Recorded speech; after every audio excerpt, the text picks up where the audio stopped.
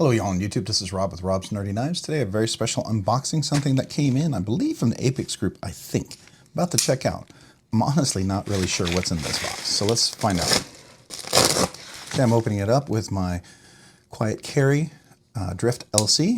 Nice little knife. Alright, so we got a box within a box.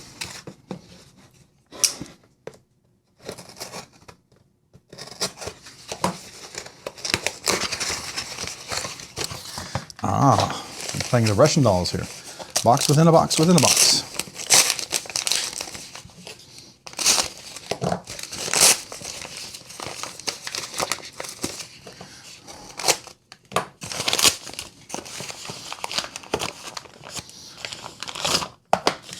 Okay, so this is the Benchmade Mini Claymore. All right, this is definitely part of the Apex pass around. This is the Auto. It's a CPM D2 Mini Claymore. So it's a tactical series by Benchmade, so let's take a look at it. All right, typical paperwork. Now, we did the Claymore before, but this is the mini one. So, yeah, this is a little nicer size. Deep pocket carry clip. Same FRN injected molded scales. I'm not a big fan of those. I would prefer something like a, I don't know, G10 or carbon fiber, I think. So this, I believe, is usually the open position. Yep. Not bad. So it has this coated, I don't know if it says it, but this is CPM D2.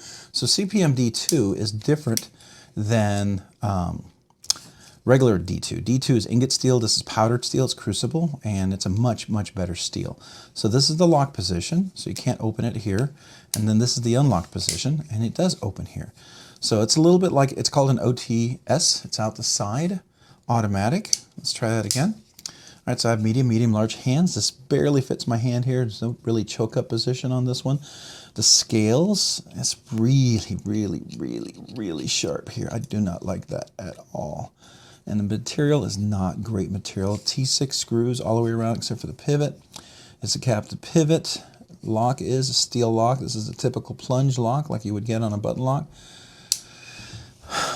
Yeah, it's got a sharpening choil there. It's a flat grind with a swedge on top, so definitely can navigate the cut. This is probably going to be about 2.75 inches of a blade. Total length is about 3 inches, so it's definitely 3 inches for the, got to keep that in mind for your laws. It's not a super strong OTF. When I squeeze, a little bit of a hot spot because the corners up here and the smaller handles, so your hand's definitely, you know, right here, that digs in right there. Yeah, I would have to choke down to get out of that, and then I don't really have a full grip on the knife. It's got some jimping here and here and here. This is part of the steel liner for the lock. Let's see, is it, no, it's all FRN inserts. Let's see, is there any steel on the inside of here? So it looks like there might be a steel part that goes up to about here. It's part of the lock. And then this is the lock section right here. So now that locks it in the open position. And then you can close it. Locked. Now you can't close it.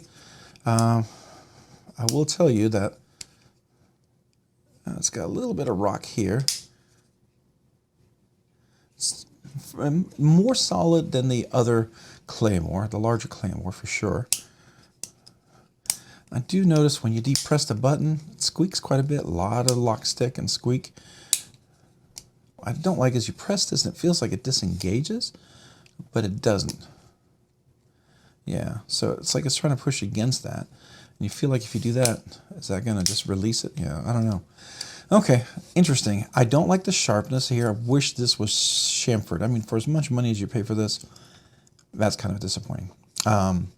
Blade thickness is not too bad. You can see that. It comes to a very thin tip, so it's good for pokey to get into dog food, cat food, mulch, fertilizer, whatever you're trying to open up. Cases of water, that works.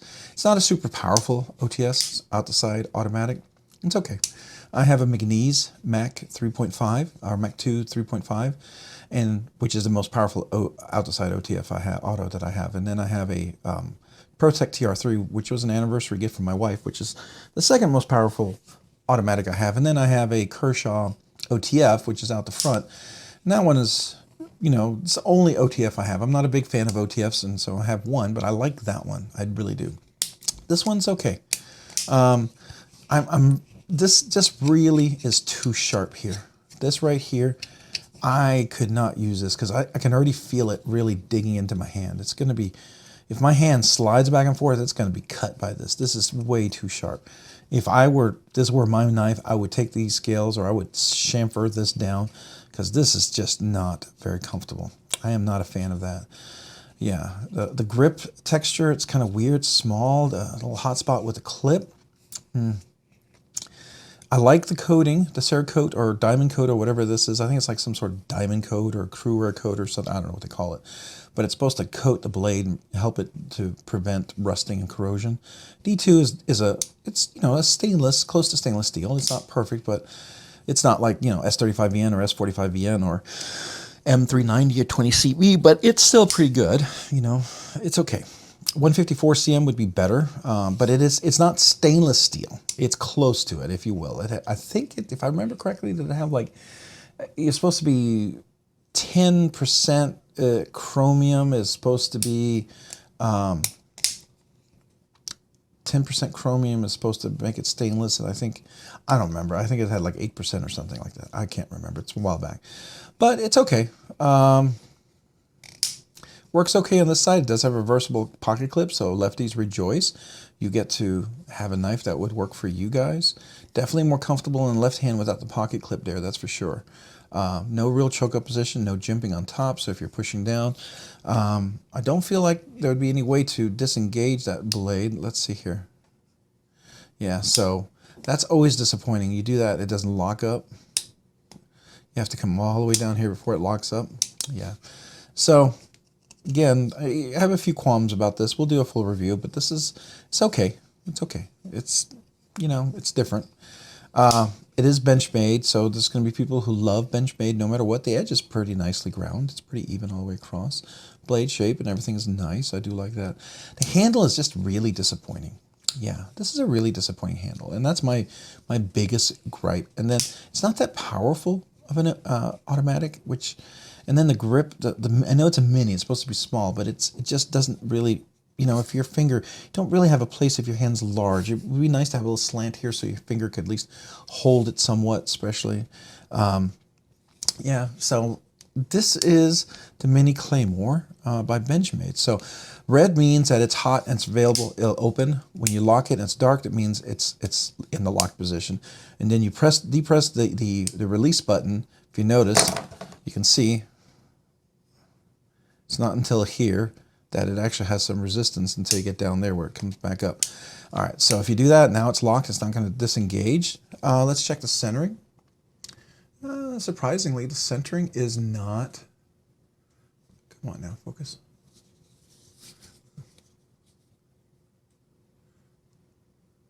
The centering is not terrible. It's not great.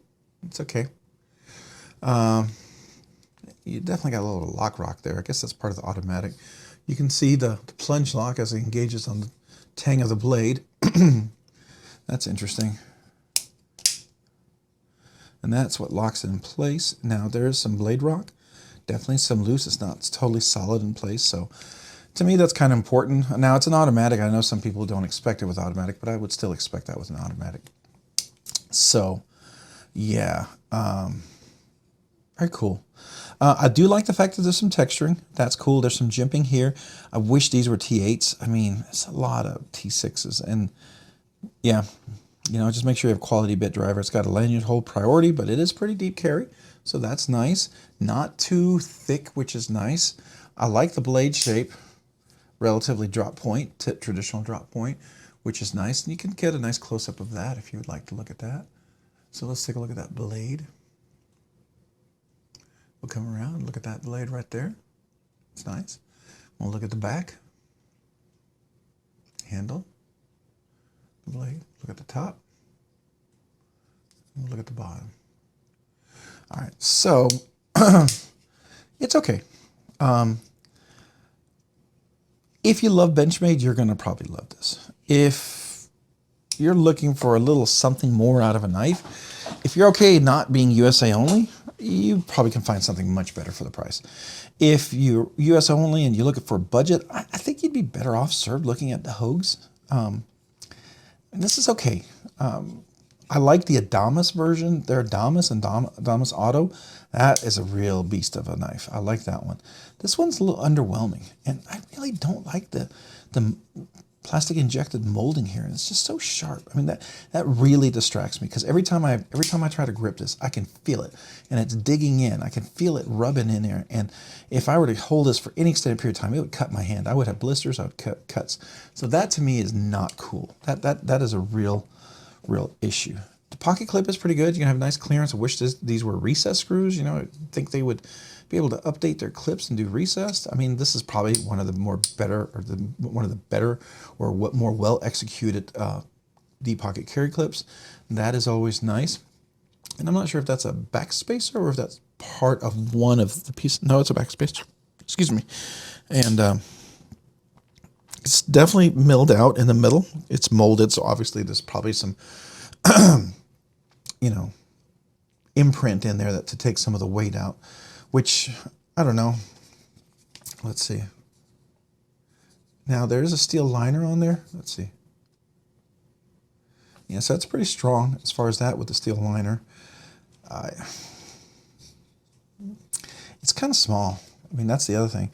And if you have smaller hands, I guess this would be nice, but man, that sharpness almost cut me there again. So there you go. I mean, it's like I said, it's a nice edge. A little dirty there, like something got on it. Okay. Relatively sharp. D2, kind of cool. All right, so this is a first unboxing, first impressions. So we'll have to handle this a little bit more and get a better perspective on this knife, and so we can do a little more analysis of it and kind of have our thoughts on there. Not every knife is going to please everybody all the time, and this might be just a case where it doesn't meet my aesthetic, but I will share with you the things that bother me and why. But overall, you know, it's okay. You know, it's different. It's automatic. It's a different design. I mean, I like the fact that this does flare out so that you're not gonna, as you're pushing cut or anything, it's not gonna slip out and you're gonna get cut. So you definitely have a point where you can get a good grip and you're not gonna feel like you're gonna lose it, especially if you're doing a pull cut, or especially if you're doing a push cut. There's not really any traction here, so you know that one's kind of limited, but there you go. All right, I'm gonna guess this is about 0.12, maybe 0.11 to 0.12 inches thick. Not a bad, not super thick, but not super thin. Excuse me. It's late. I'm trying to do a review before I go to bed. All right. I like the safety lock. That's nice. Wish it was a little stronger engaging the lock. I wish you wouldn't press it and you'd hear the squeak and it feels like it's about to pass the point where the safety's not going to work. It almost feels like if it was there, you know, that's where you got to be, right there. And so I feel like it's close to it, but not close enough. So there you go. All right, all blacked out, black screws, black hardware. It looks like it's all Cerakoted sort of thing. Yeah, that's the Mini Claymore Auto. All right, so if you have any questions about this unboxing or this first impressions, please comment down below. Let me know if you have any questions for this video, maybe the future videos when we actually do the full review, something you'd like to see me cover, talk about, or analyze. Let me know. And if there's something you'd like to see me do in unboxing, something that you enjoy that you'd like to see more consistently, let me know. I'm learning how to do these videos. I am constantly trying to improve them, make them better. So I am totally okay with ideas and suggestions. If you want to help the channel and allow the channel to grow a little bit more, I would really appreciate that. So if you found this unboxing fun, interesting, worthwhile, entertaining, or informative, would you please consider hitting the like button down below? And if you've already hit that like button, would you consider hitting the subscription button down below as well? Subscribing and liking the channel really helps me to be able to produce more content, do more things, allows the channel to grow. And I'm very, very appreciative of that. Thank you. And if you've done all that, maybe, you know, check me out over on Instagram at robs_nerdy_knives. Again, that's on Instagram at robs_nerdy_knives. Hey, thanks so much for watching today. You guys have a great day and a great week. Bye.